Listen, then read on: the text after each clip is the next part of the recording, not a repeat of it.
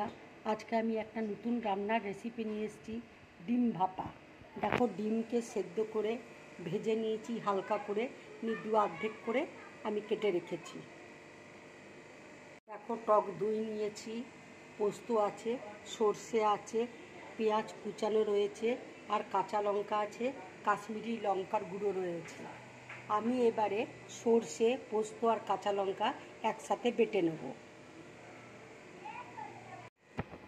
এবার টিফিন কৌটোর মধ্যে আমি সর্ষে পোস্ত বাটা দিয়ে দিচ্ছি।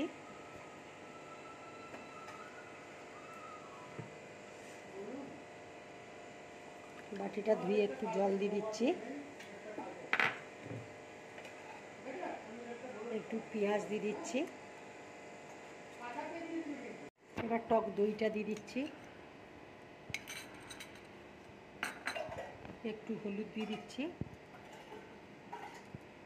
একটু নুন দিয়ে দিচ্ছি আন্দাজ মতো নুন তোমরা দিয়ে দেবে। একটু কাশ্মীরি লঙ্কার গুঁড়ো দিচ্ছি।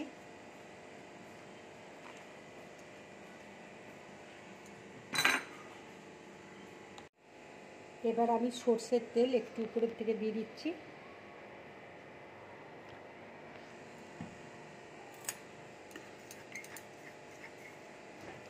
এবার আমি ডিমগুলো দিয়ে দিচ্ছি এক এক করে।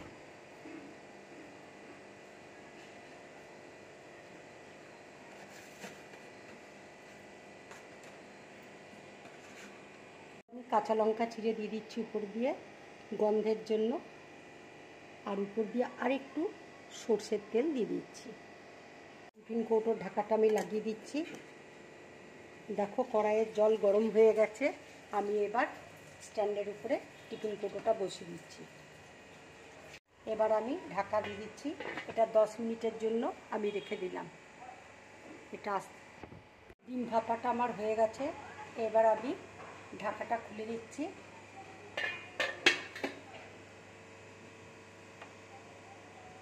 কড়াই থেকে টিফিন কৌটোটা আমি উঠিয়ে দিচ্ছি।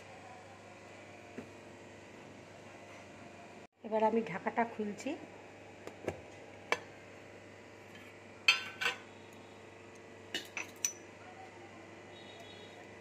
দেখো, আমার ডিমের ভাপা হয়ে গেছে।